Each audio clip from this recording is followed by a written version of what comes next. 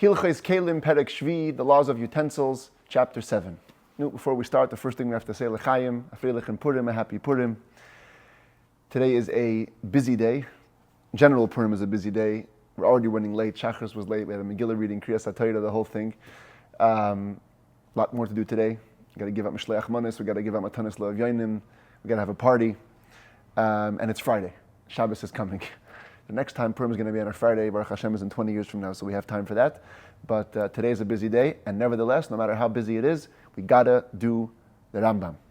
Especially on Purim, actually. If anything, one of the things we said in the Megillah was, La Yehudim hoisa oira v'simcha v'sasin v'ikar. The Jews had joy, light, joy, gladness, and honor. Says the Gemara, oira zu Torah. Light is Torah. What's real light for a Jew is to learn Torah. So nothing better to do on Purim than to learn a chapter of Rambam. And check this out. Shkacha Pratis, divine providence, you can't make this up.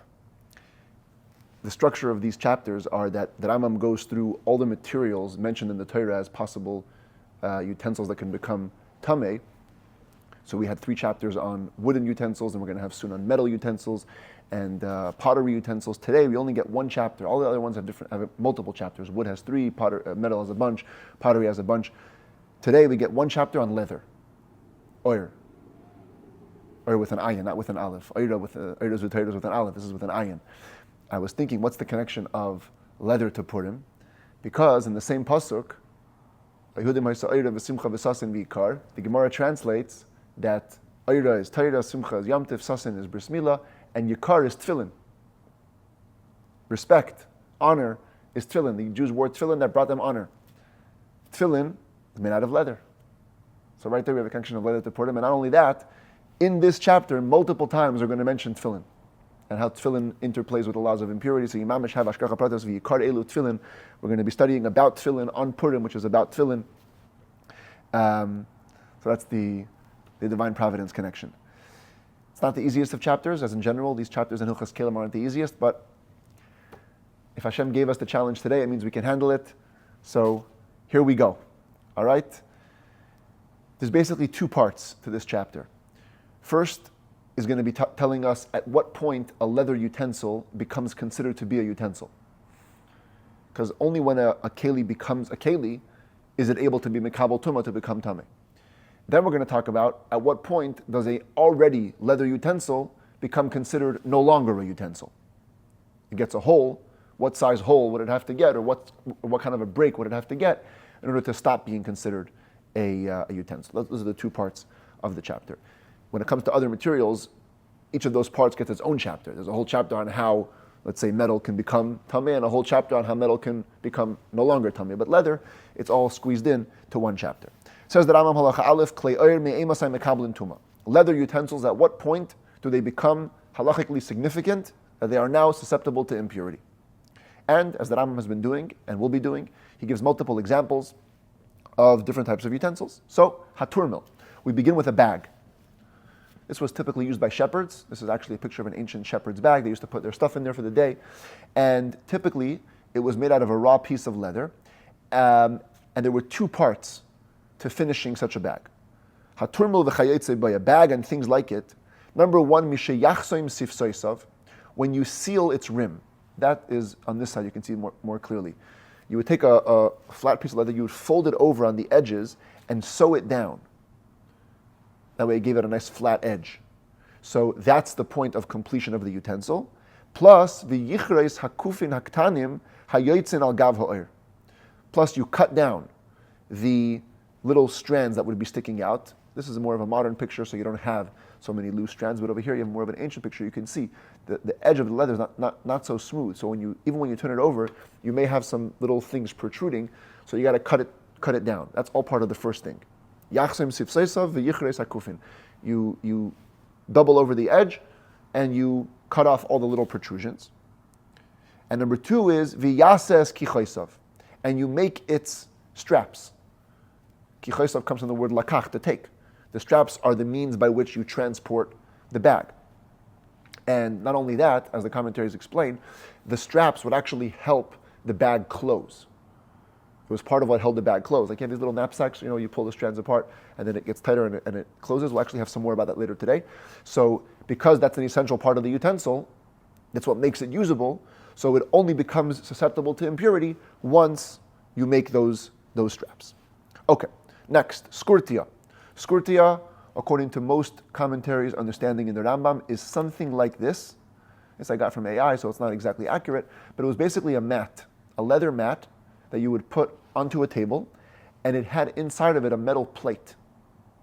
I made it round, but it's probably more like a square or rectangular plate. It was used for eating and also for decorative purposes on a table. So the Rambam says, skurtia, also, mishayachzoim v'yichres. The first thing is when you fold over the edges and cut off any protruding pieces of leather, as you see over here, edges are folded down. And there should be nothing protruding. And also, v'yaset tzitzisa. You must make its plate. That's how the Rambam translates tzitzisa, like the word tzitz. The high priest used to wear a tzitz, a metal plate on his head. Other commentaries in the Mishnah say that tzitzisa is more like tzitzis, like a strand. It was a strand, and they described the design of this utensil a little differently. But the way that Rambam describes it, we're referring to this kind of eating mat with a plate in the middle.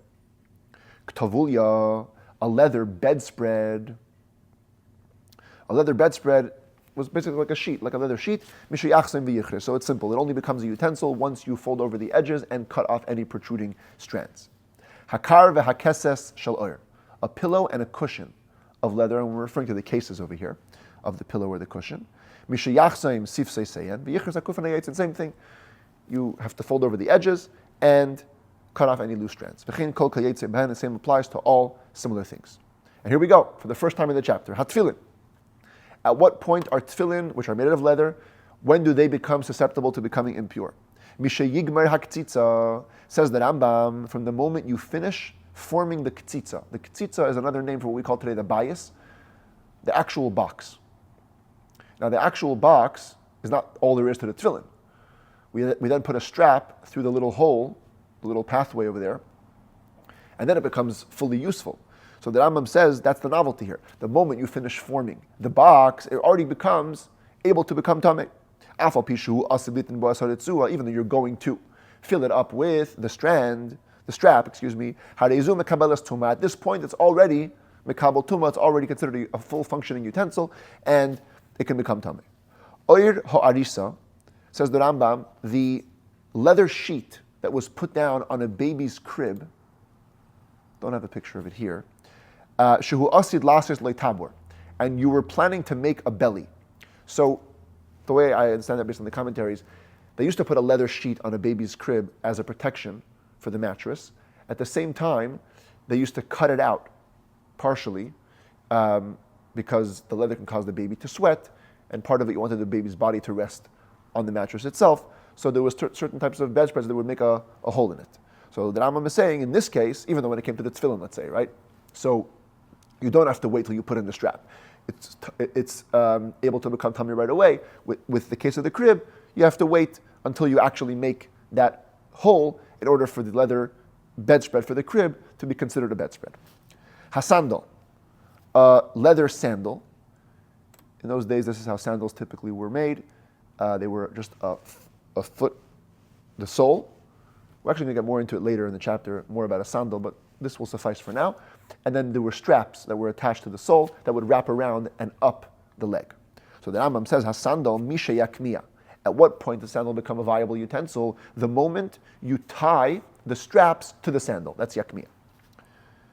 Hamino, a shoe. A shoe is a little bit structured a little bit differently than a sandal, and we'll see more about it again later in the chapter. Misha yigoiv al ha'imum. Once it dries on the mold. Last, I think is the proper English name for it. These types of things. Today they use these wooden inserts to keep shoes fresh and not get smelly. But they used to also actually form the shoes around these molds.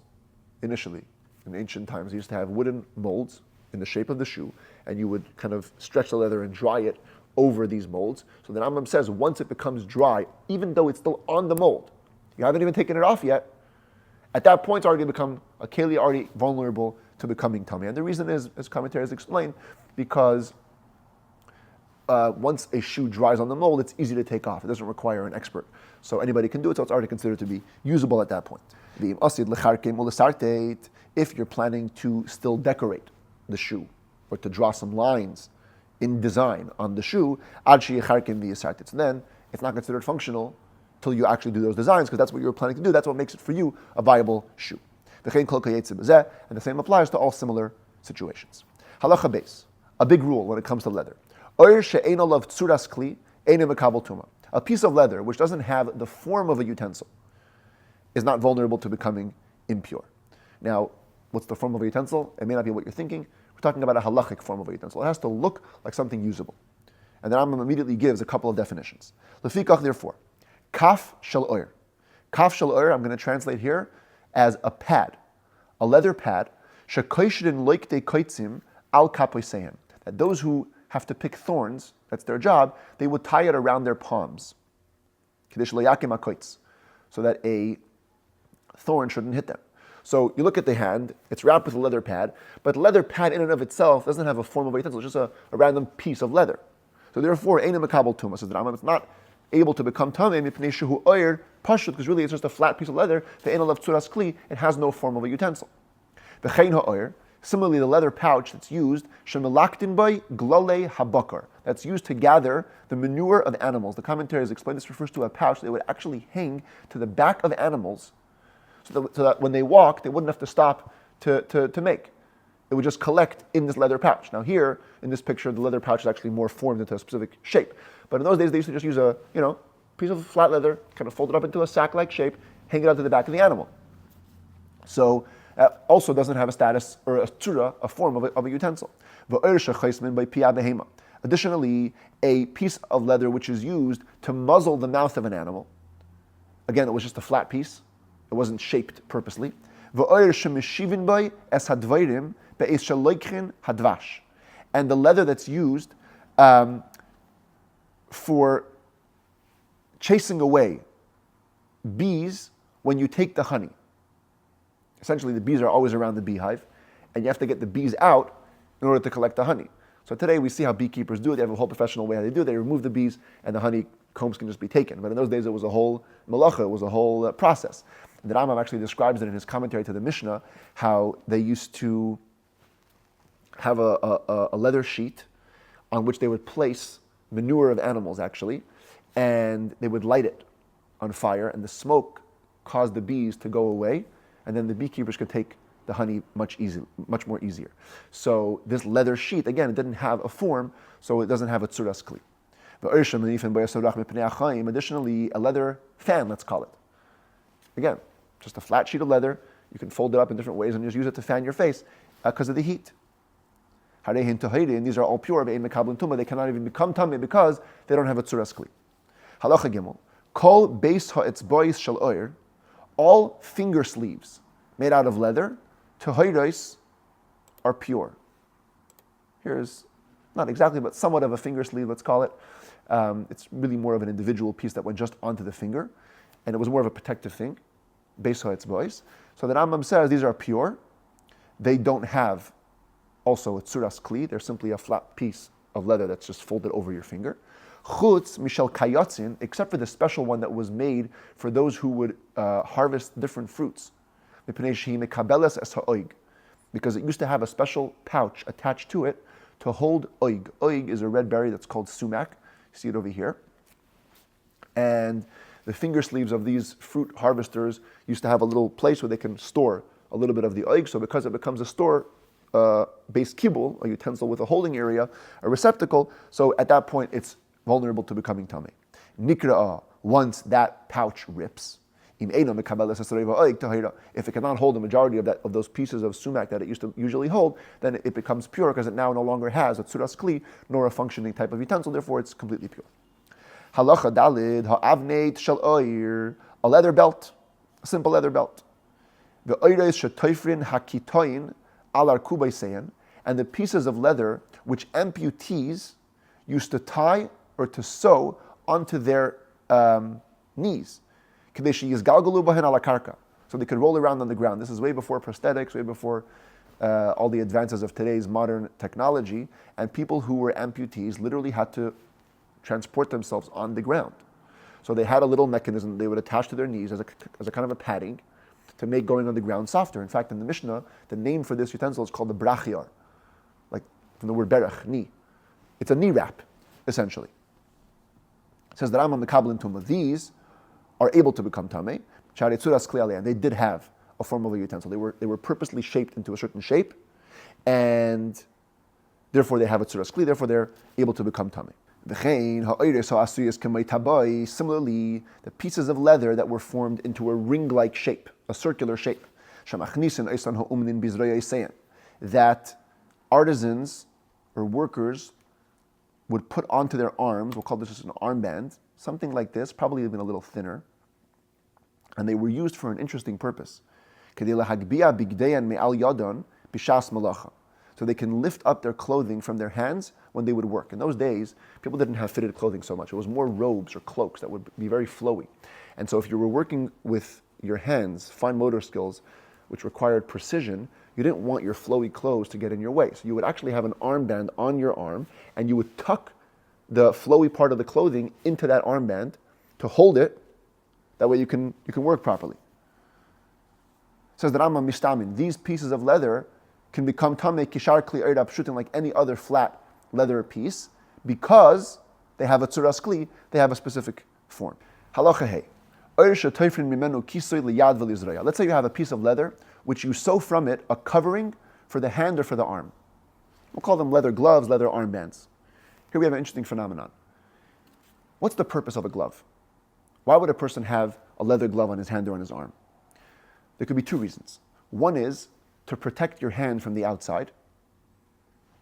Something could hit you, a thorn, or to give your hand some more grip, but it's serving the hand. The other reason could be it's to protect what's outside from your hand. The Rambam will give an example of people who worked with hot stuff. Their hands were always sweaty. If they would allow their hands themselves to touch directly the object they're working with, it could damage the object. So they would put on gloves to protect the object from the sweat. That means really it's not meant to receive your hand. It's a technical guard to guard what's outside of your hand from your hand. That's less of a utensil, not mekabel tuma. And now let's see it inside and we'll get it very gishmak. So we're talking about leather which you sewed into a glove or an armband. It says that Rambam shall zayre granais, if it's for people who winnow in the granaries, they don't want to be hit by different thorns, different sharp stuff. B'shel hilchei drachim, or those that are traveling, who need grip when they're going up a hill or going through a narrow area. B'shel oisei pishtan, or it's those that are dealing with flax, also very sharp and could hit their hands. Mekabel and tuma, these could become tamei, because they're there to serve the hand, not to serve the outside. However,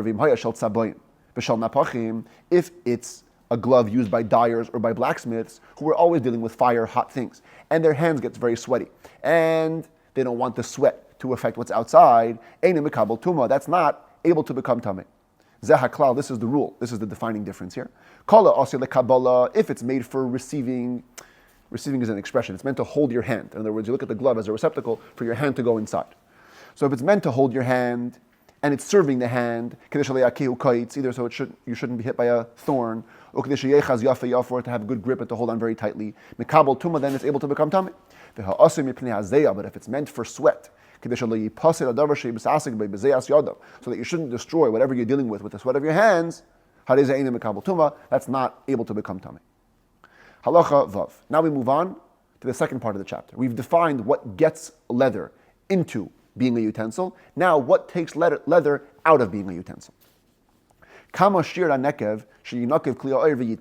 What is the amount, the size of a hole that a leather utensil has to get to become considered pure? So pay attention. Hachemes. The Rambam begins with a flask, a water skin. Very common use of leather. Once it gets a hole the size of a ball of warp yarn. So in the weaving process, there's what's called the warp threads. Those are the straight ones that go from edge to edge. And then there's what's called the woof or the weft, goes the other way. Typically, the warp threads were thinner and the woof threads were thicker. So a ball of warp yarn was smaller than a ball of woof yarn. So the Rambam says, if the water skin gets a hole, the size that could allow out the thinner ball, the smaller ball, the ball of a warp thread, at that point, it's already no longer a utensil. Too big of a hole. And the Rambam immediately says, if the water skin is not able to hold a ball of warp yarn, as long as it's still able to hold a ball of woof yarn, which is bigger, it actually still is able to become tameh, until the majority becomes punctured. So the simple reading here seems to be a contradiction. The Rambam just said, once it gets a hole the size of a warp yarn, it's already not a utensil. But then he says, oh, don't worry, as long as it's still able to hold a woof yarn, it's still good. In fact, in the Mishnah, these, according to most commentaries, seem to be the opinion of two different Tanoim, two different sages. One says Shesi, one says Roiv or Eirev. But the Rambam, as the commentaries explain, is actually telling you two different cases. You have to read it more carefully. The first case is a regular water skin. Regular water skin, standard water skin. That, once it gets the hole the size of a ball of warp yarn, it's already out the window. The next type of chemes is not actually meant to hold water. It's a type of skin, leather piece, but it has already holes. It's made with holes. Holes the size of a ball of warp yarn. In Eina Yechela Lekabel Shal Shesi means it's a type of skin which to begin with could not hold a ball of warp yarn. So obviously it's not for water, it's for other things. So there the Rambam says, as long as it can hold a ball of woof yarn, which is thicker, then it still continues being considered a utensil until the majority gets a hole. Okay. Halacha Zayin Haturmel. Haturmel, so this is back to the first picture that I showed you of the leather shepherd's bag. However, in many cases, as the commentaries explain, these bags were a little more complex than they seem. On the inside, they had multiple pouches like this. This is more of a modern day purse, but you can see the idea. You open up a purse, and here you have a little pouch over here, a little pouch over here, a bunch of little pouches, okay? So the Rambam says, Haturmel shenifchas hakis shebesoichai. You have a bag, a shepherd's bag, and the little pouch inside of it got broken. Adayin haturmel makabel tuma, the larger bag, because it's still intact, is still able to become tameh. Ve'enei chibur loy, and it's not considered connected anymore to the smaller pouch. So that if the smaller pouch becomes tameh, it doesn't affect the larger bag. But the larger bag is still vulnerable to becoming tameh because it's still intact. Halacha ches hachemes shahabeitzim shala mekables ima, a water skin whose testicle area can receive with it. That's literal meaning, and I'll explain to you what this means. You have to understand a little bit of how skinning used to work in those days. You have an animal, and you want to get its leather off. There's two ways to go about skinning the animal. One way is to cut the animal's skin down straight. Then you would peel it off in two opposite directions. And these were typically when you wanted to skin for a flat piece of leather, because you're cutting it all the way down over here, and you're going to put it as a carpet or some kind of covering or bedspread or whatever it is. The other way to skin animals was to go like this. You would cut circular cuts over here and over here, and that would allow the entire area that's around the main body of the animal to stay intact. And you can literally peel it downwards and come out with a very nice, round, whole piece of leather. These were the ones that were ideal for water skins, because all you had to do is not sew up the whole side. If you just tie up one edge, tie up the other edge, and boom, you have a water skin. Now, in the case of a male animal, this would mean that the testicle area would also come off together with that whole round thing.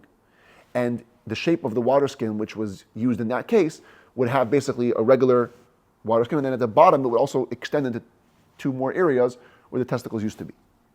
That's what the Rambam over here means. Hachemes shahabeitzim shalom mekables ima. It's a water skin that's large enough. The testicle area also came off with the peel of the skin, and therefore it's also a container able to hold water. The nifchasu, and then those small branch-offs of the water skin, the testicle areas, became broken. Tehoidos, those little areas are pure.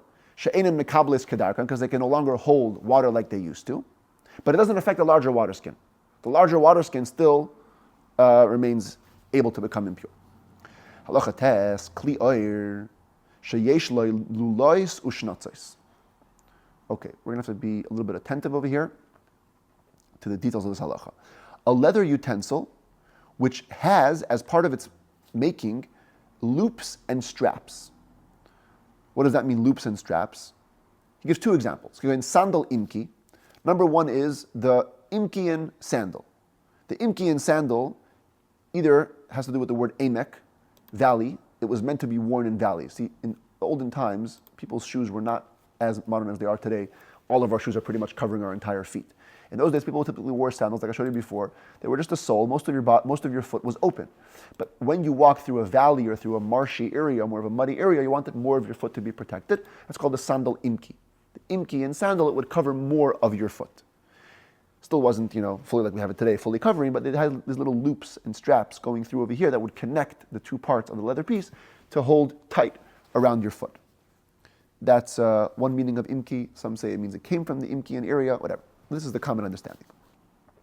Also, a second example of a utensil that has loops and straps, the kis shel shnatzos, a pouch that was made with straps, something like this. Okay? Here you can see it more in detail. It's a loose, how about we'll start over here. This is how it would start. A round piece of flat leather. You had these loops that were sewn onto it. You threaded a strap through the loop, and then boom, you lifted it up through the strap, you tighten it, and it turns into this, a nice little pouch. Kis shel shnatzos. So here the Rambam says, Afal pishak shehin mutarin. Even though when they're untied meaning they're down in their loose state, like this. At this point, they don't have a form of a utensil, they're just a flat piece of leather. In this state, they're still vulnerable to becoming tameh, even though they're untied.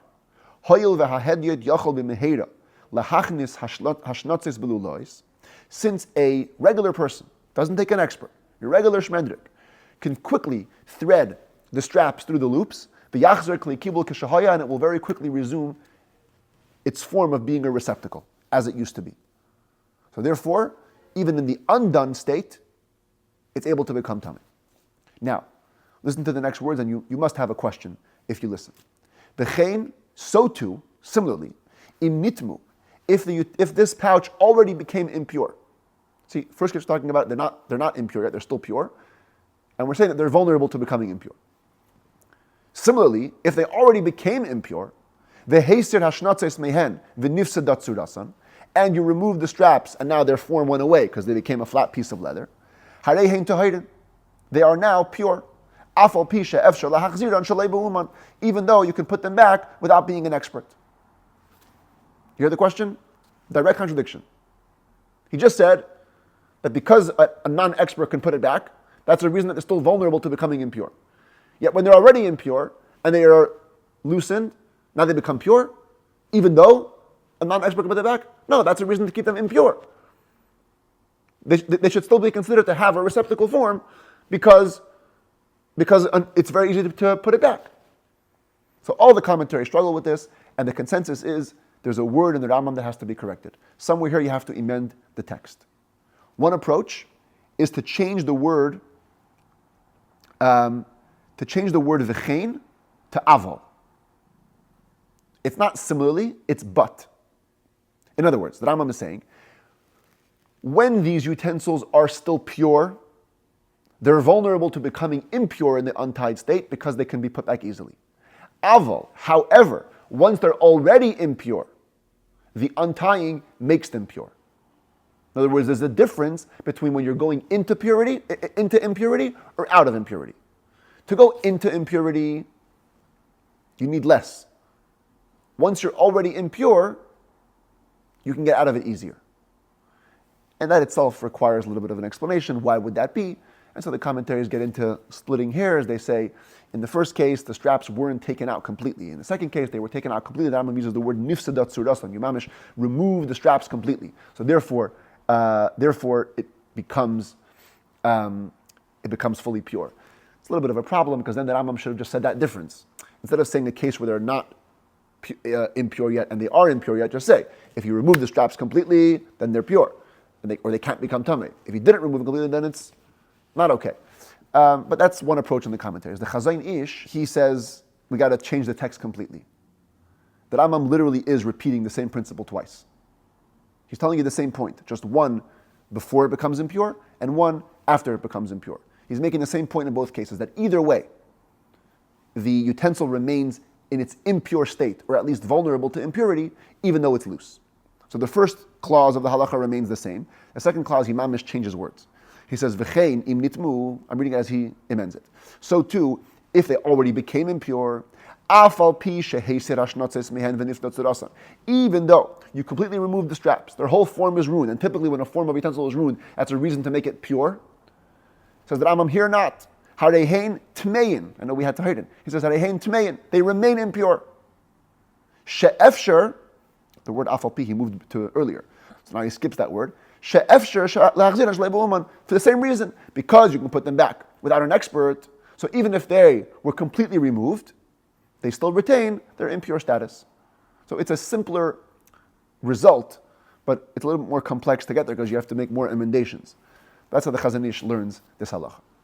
Anyway, let's go further to the next case. Halacha Yud. Kis shel shnatzos shenitlu shnatzav. Same thing. The leather pouch, and you removed the straps. Adayinu mekabel tuma, shariu mekabel. It's still able to become tamei because it can still hold. So here the commentaries say we're referring to a little bit of a different type of this kis shel shnatzos. It was made for specifically shaped objects, and they would stretch the leather around the object to the point that the leather itself could almost hold its form even without the straps. That's what we're talking about over here. So since it's still a mekabel, even after you remove the straps, because it will still hold its original form, so it keeps on becoming tamei. Nifshat v'chazer pashut. Indeed, if it completely flattens out, because you stop storing stuff in it, and you loosen the straps, and it goes back to being a flat piece of leather, then taka, it's pure tar. Tala Allah ves hamatlis milamatan. If you patched it, if you added a patch to the bottom, not because there was a holder, but more of a reinforcement. You ever seen like these jackets that have these, sleeve patches? So they used to put a patch on the bottom of this type of a pouch, and it was basically there to define the floor area of the pouch. Helps you know where to kind of fold it up. So then, says the Rambam, Mekabel Tuma Afal Pishu Upashut. Even if it flattens completely, it's still able to become Tameh, Sha'arei Yeshalav Tzuras Kli, because it has a form of a utensil. It's clear. This is the point of this is meant to be folded up, meant to be into a pouch. You wouldn't just call it a flat piece of leather. It has a nice little design, it has a nice little patch, and therefore it's still able to become tamei. Yud Aleph, a piece of leather which you used to wrap an amulet. Mekabel tuma, it's able to become tamei, because again it would form a shape around the amulet, and it's a keilim. Pashtoi tar, you flatten it, it becomes pure again. Chazar v'karach bay, you rewrap it, mekabel tuma, it becomes tamei again. Mistami u'mistar afil asara pam bayim, it can become impure, pure again, even 10 times a day. When it's wrapped as a receptacle. When it's unwrapped, it's just considered flat. The leather, the parchment you use to write an amulet on it is pure. That's not a utensil. If you cut it into a shape, and you made it into a link on a chain on a piece of jewelry, then it can become tamei because it's now a utensil. Halacha Yud Beis for the second time. Hatfilin shel roish. We're talking about tefillin now. Let's go back to the picture of the tefillin. Head tefillin, says the Rambam. Arba Keilim hi. Is considered to be, according to halacha, 4 separate utensils, because there's 4 different areas inside the box. You're opening, you see 4 different scrolls go into 4 different boxes. And therefore, hareshanitmes b'meis, let's say the tefillin became tamei through contact with a corpse. V'hitir ktzitza harishayna b'tikna. And so what you did is you untied the first box. You detached it. And you fixed it. You reattached it. It remains a primary source of impurity as it was, because it kind of reassumes its initial status of being a utensil. Same if you took the second one off also and reattached it. It doesn't delete the status of the utensil, it retains its original status of being impure. If you then took the third one and reattached it, v'hitir af haravias v'tikna, and the fourth one as well, and you reattached it, so you've made it almost a new pair of tefillin here. Nasis kula rishon l'tuma. So now it goes down one level. A corpse is avi avois atuma. Remember? It's like the grandfather of impurity. What touches the corpse becomes an avatuma, a primary source of impurity. What touches an av becomes a rishon. So since you've reattached all these tefillins here, they all go down to being a rishon instead of an av. Because you untied them all, you detached them all. The chazar v'tikna kula, and you reattach them all. We treat it as a new pair of tefillin which touched the other impure pair of tefillin, bringing it down one level. Let's go again. You detached the first box again a second time and you reattached it. It remains a rishon. Same for the second and third. If you then detached and reattached even the fourth box, now it's completely pure, because it also goes down a level. And if you remember, the Rambam repeats it over here, a rishon cannot further transmit impurity to utensils, only to food and drink, because it's a child level of impurity. As we explained multiple times, so if you have tefillin which touch the corpse, and a second pair of tefillin touch them, they become a rishon. But if more tefillin touches them, they're pure. So here, it's the same tefillin, but you reattached all the boxes, so it's like a new tefillin touching a rishon, which is completely pure. V'chein, sandal shel tamei midras, a sandal which is tamei from midras because a zav or one of his friends touched it. Here you have a more detailed description of what a sandal used to look like. It was the sole, what's called the toe piece, the chaitem, aznayim were side flaps, and then that would go into the larger straps that would go around your foot, and then a little eke of a heel piece, okay? So the Rambam says, you have a chen sandal, shotami midras, v'nifseka achas me'aznav, one of its side flaps snapped, came off, v'tikna, and you reattached it, harehu midras k'shahaya, it remains tami midras. Nifseka hashniya v'tikna, if the second one came off, nifseka shniya v'tikna, and you reattached it, tar mina midras, now it's pure, goes down a level. Shari naso le'aznayim chadash, it's new side flaps. So you can't call it midrash anymore. Avol tamei maga midrash, but it's tamei as if it touched midrash. Goes down a level. If you hadn't had a chance to reattach the first one, by the time the second one already snapped off, or the heel piece snapped, or the toe piece came off, where it split into two, that's totally pure. If there was a point in time where both side flaps were off, it became a useless utensil. So now it's fully pure, even if you reattach the flaps, because it's called panim chadashis. It's a new utensil once you put them back on. Yud Gimel, minol. Okay, minol is more of a shoe, a little bit more closed. There was no space between the toe piece and the side flap area. Shenifchas, if it became broken. Im enem mekabel rev regel tar. If most of the foot cannot fit inside of it, it can't hold most of the foot and protect it. That's it. It's pure. Halacha Yodaled, for the final time, we return to the tefillin. Tefillin shenitmeis me'emasai taharasa. If tefillin become impure, at what point does it become fully pure? Now the truth is, we already mentioned cases over here where it could become pure if you detach, reattach, but that's a separate type of mechanism. What about the tefillin themselves as they are? Is there a way to make them pure? Says the Rambam, shel yad mishayatir oisa mishalish ruches. The hand tefillin, literally yatir would mean when you untie it from three directions.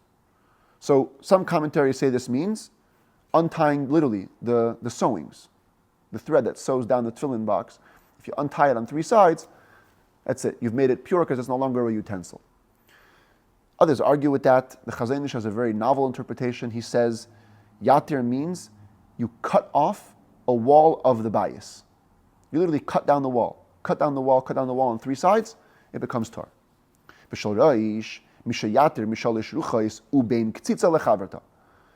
head tefillin you have to untie, I'll go with the first pshat, untie the threads, the knots, the stitches, on three sides, and any stitching that exists between one of the compartments and the other.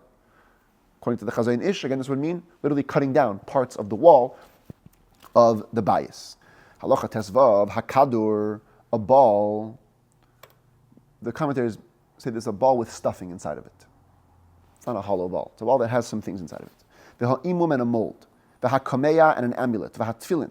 Tefillin, we saw it before, again, fourth time mentioning tefillin. Shenikru achar shenitmu. If they were torn after they became tameh, hanegeya bohen tameh ubemashe besoichon toher. If you touch them, you're still impure. If you touch what's inside them, you're pure. So stuffing of the ball is not considered to be part of the ball. Either because it's detached, it moves around, different reasons given. Same with the tefillin. What's inside the tefillin is not affected. Ha'ikuf shenikra, however, a saddle. This is a picture they found in China. I think it's the oldest saddle in the world that they found. It was a casing, a leather casing, and there was also stuffing inside of it to make it softer as a cushion to sit on the animal. However, the stuffing in the saddle was actually sewn down in different areas to the saddle itself. So it never was a separate entity from its wrapping. And therefore the Rambam says, ikuf shenikra, if a saddle tore, if you touch what's inside of it, you actually become impure as well. Because the stitching would attach the stuffing to the wall of the saddle. Then it becomes fully like one thing.